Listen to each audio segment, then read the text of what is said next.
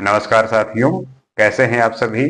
उम्मीद करते हैं कि आप स्वस्थ होंगे, सुखी होंगे, प्रसन्न होंगे, आनंदित होंगे और अपने जीवन में आने वाली सारी चुनौतियों को, सारे संघर्ष को एक सरलता से, धैर्यपूर्वक और प्रसन्नचित्त मन से उसको अपनाते हुए, उसको चुनौतियों को अपॉर्चुनिटी में बदलते हुए आगे बढ़ रहे होंगे। आज हम चाणक्य की कुछ और नीतियों को समझने का प्रयास करेंगे, जानने का प्रयास करेंगे और अपने ज्ञान का जो कोश है उसमें कुछ और वृद्धि करेंगे। तो देखते हैं।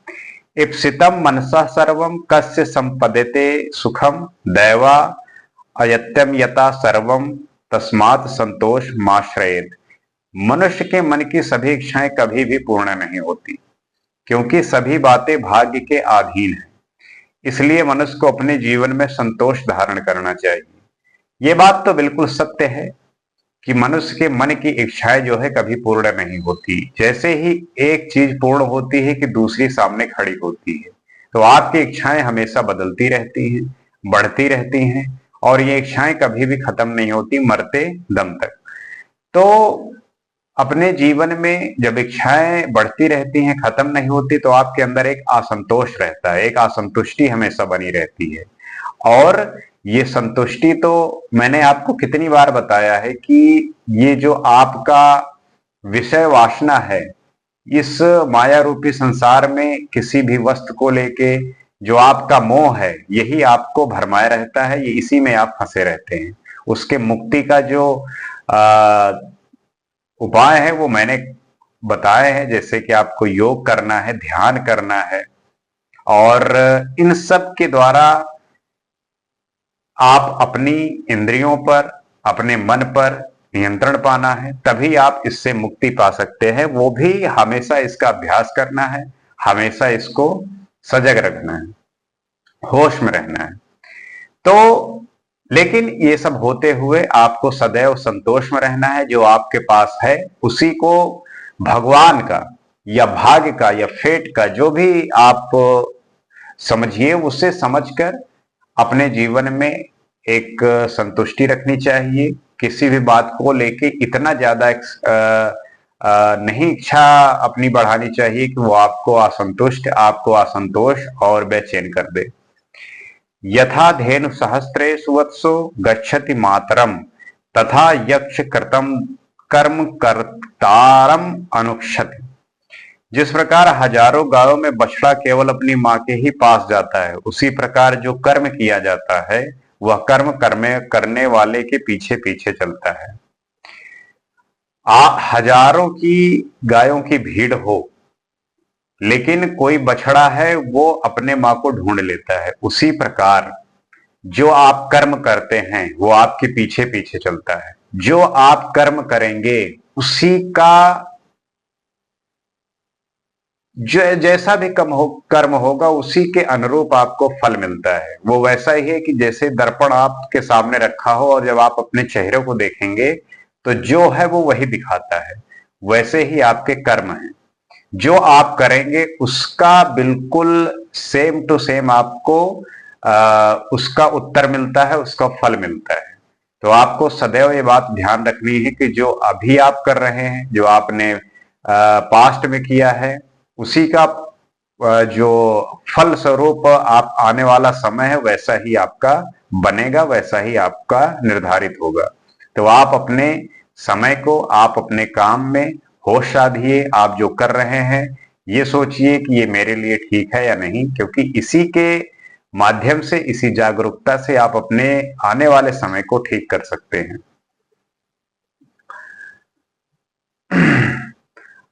अन अनवस्थित कार्यस्य न जने न वने सुखम जने दहति संसर्गो वने संग विवर्जनम।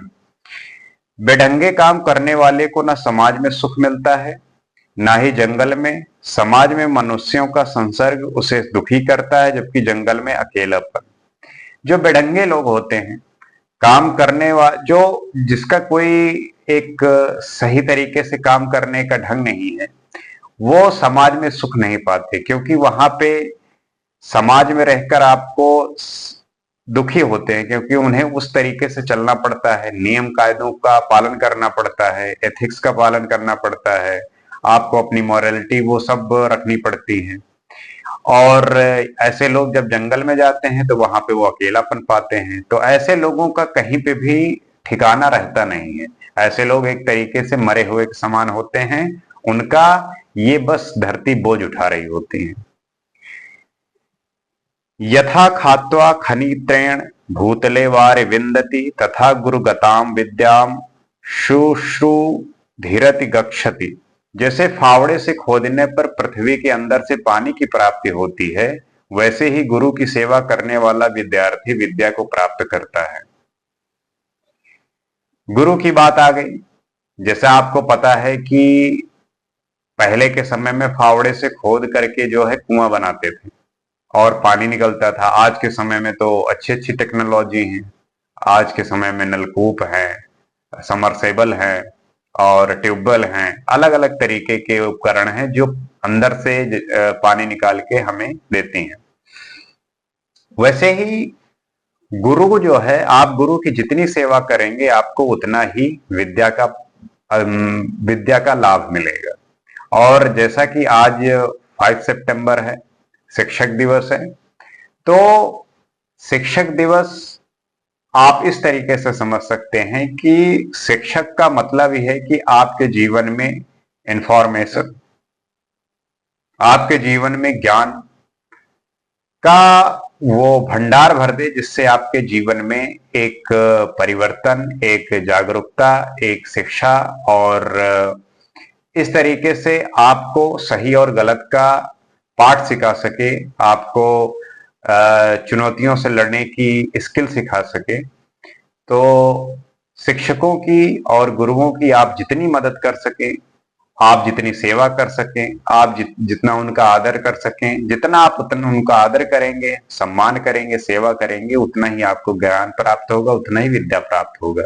क्योंकि वो अपना सारा ज्ञान, सारा विद्या उड़ेल के रख देंगे आपके सामने। कर्मायत्तम फलम पुंसाम बुद्धि कर्मानुसारणी तथापि सुधीयश्चा आर्या सुविचार यव पूर्यते। मनुष्य को कर्मों के अनुसार ही फल मिलता है और मनुष्य की बुद्धि भी कर्मों के अनुसार कार्य करती है। इतने पर भी बुद्धिमान और सज्जन आदमी भली बात सोच विचार कर ही कार्य करते हैं। मनुष्य जिस प्रकार का कर्म करता है उसी के अनुसार उसे फल मिलता है। जैसे गीता में कहा कि मनुष्य को कर्म करना चाहिए, फल की चिंता छोड़ देनी चाहिए। इसलिए और भी आवश्यक हो जाता है कि मनुष्य सोच विचार कर ही कर्म करे। बिना सोचे विचारे कार्य करने से कार्य की सिद्धि नहीं होती, फल की प्राप्ति की तो आशा ही नहीं की जा सकती। तो आप जो कार्य कर रहे हैं उसको होश में कर रहे हैं या नहीं, ये देखना बहुत जरूरी है। लोग कार्य किए जाते हैं लेकिन फल की चिंता तो वो पहले ही कर लेते हैं और उनको उनके मन के मुताबिक परिणाम प्राप्त नहीं होते। तब वो अनेक तरीके की बातें बनाते हैं, अनेक तरीके के बहाने बनाते हैं, एक्सक्यूजेस देते हैं, जो कि देंगे ही, क्योंकि उन्होंने कार्य को सिद्ध नहीं कर पाए, उन्होंने कार्य को समझ नहीं पाए, एक सही ढंग से, सही तरीके से उसको जाना नहीं, समझा नहीं, और इस तरीके से किया हुआ कार्य असफल होता है और उसमें किसी भी तरीके की एक अच्छी जो फल की प्राप्ति की आकांक्षा होती है उसमें कमी होती है और वो प्राप्त नहीं होता। तो सदैव मनुष्य को कर्म जो है बहुत सोच समझ के और विचार के करना चाहिए। तो उम्मीद करते हैं कि इन बातों से आप कुछ ना कुछ सदैव सीखेंगे।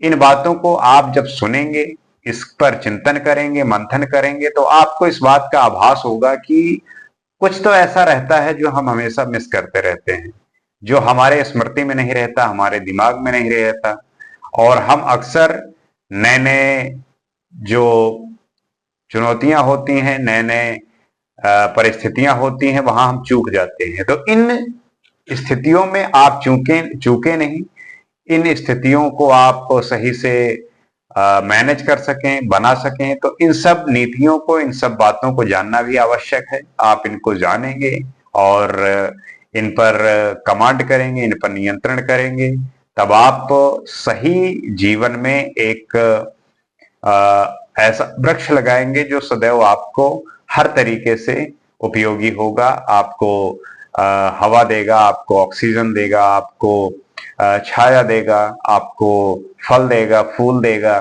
तो इस तरीके से आपका जीवन सुगंधित और हर तरीके से परिपूर्ण होगा। उम्मीद करते हैं कि ये वीडियो आपके लिए यूजफुल होगा। इसी तरीके से नए एपिसोड में कुछ और बात करेंगे। आज के लिए इतना ही। नमस्कार।